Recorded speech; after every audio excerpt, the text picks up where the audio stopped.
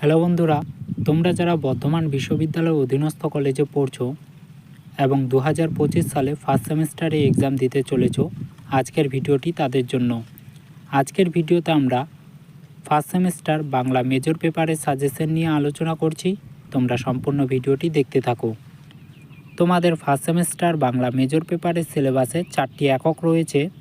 আজকের ভিডিওতে আমরা প্রথম একক এবং দ্বিতীয় একক থেকে সাজেশন প্রশ্নগুলি তুলে ধরছি। প্রথম একক থেকে তোমরা যে সমস্ত প্রশ্নের উত্তর খুব ভালো করে পড়বে সেই সমস্ত প্রশ্নগুলি দেখতে থাকো। প্রথম প্রশ্ন, কবিতা কি বা কাকে বলে? কবিতার প্রকারভেদ ও বৈশিষ্ট্যগুলি লেখো। ভীষণই গুরুত্বপূর্ণ প্রশ্ন। তারপরের প্রশ্ন, নাটকের সংজ্ঞা দাও। এর শ্রেণীবিভাগ করে প্রতিটি ভাগের সংক্ষেপে আলোচনা করো। তারপরের প্রশ্ন, ছোট গল্প কাকে বলে? অথবা প্রশ্নটি ঘুরিয়ে আসতে পারে, ছোট গল্পের সংজ্ঞা ও বৈশিষ্ট্য লেখো। উপন্যাস ও ছোট গল্প কাকে বলে? উপন্যাস ও ছোট গল্পের মধ্যে পার্থক্যগুলি লেখো। অথবা প্রশ্নটি ঘুরিয়ে আসতে পারে, উপন্যাস ও ছোট গল্পের বৈশিষ্ট্যগত পার্থক্য আলোচনা করো।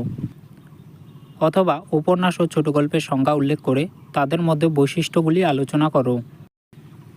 প্রথম একক থেকে এই 4টি প্রশ্ন পড়লেই তোমরা প্রথম একক থেকে 100% কমন পাচ্ছই, এটুকু তোমরা নিশ্চিত থাকতে পারো। চলে যাচ্ছি তারপরের এককে। এই একক থেকে তোমাদের একটু বেশি করে পড়তে হবে, কারণ তোমাদের এই এককে 10টি কবিতা রয়েছে। প্রথম প্রশ্ন পড়বে, সই কেবা শুনাইল শ্যামনাম, পদটির তাৎপর্য বিশ্লেষণ করো। অথবা সই কেবা শুনাইল শ্যামনাম, পদটির বিষয়বস্তু আলোচনা করো। তারপরের প্রশ্ন, ওহে প্রাণনাথ গিরিহে, পদকর্তাকে, এটি কোন পর্যায়ের পদ? পদটি সম্পর্কে আলোচনা করো। অথবা ওহে প্রাণনাথ গিরিহে, পদটির রচয়িতাকে, এই পদের আলোচনা করো।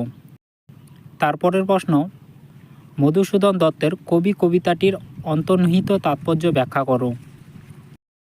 তারপরের প্রশ্ন, বলাকা কবিতার গতিতত্ত্ব বা গতিবাদ আলোচনা করো।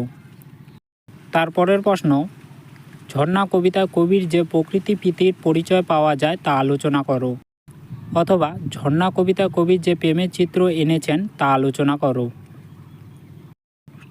তারপরের প্রশ্ন, কান্ডারি বল ডুবিয়ে আছে মানুষ, সন্তান মোর মার, তাৎপর্য লেখো। তারপরের প্রশ্ন, কান্ডারি হুঁশিয়ার কবিতার বিষয়বস্তু। তোমরা প্রতিটি কবিতার নামকরণের সার্থকতা এবং ভাব বিশ্লেষণ পড়ে যাবে, কারণ লাইন তুলে প্রশ্ন হওয়ার চান্স রয়েছে।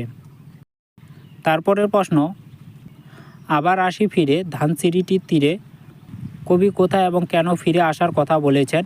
এর মধ্যে কবির কী অনুভূতির প্রকাশ ঘটেছে? তারপরের প্রশ্ন, বাবরের প্রার্থনা কবিতার অন্তরালে কবি শঙ্খ ঘোষ বর্তমান সমাজ জীবনে পিতা পুত্রের স্নেহের সম্পর্কের এক নবীকরণের পাঠ নেওয়ার শিক্ষা দিয়েছেন। উদ্ধৃতিটি আলোচনা করো। চলে যাচ্ছি তারপরের প্রশ্নতে। রানার কবিতা রানারের জীবন অভিজ্ঞতা ও মানসিকতা যেভাবে ফুটে উঠেছে তা কবিতা অবলম্বনে আলোচনা করো। এই ছিল বর্ধমান বিশ্ববিদ্যালয়ের ফার্স্ট সেমিস্টার বাংলা মেজর পেপারের সাজেশন।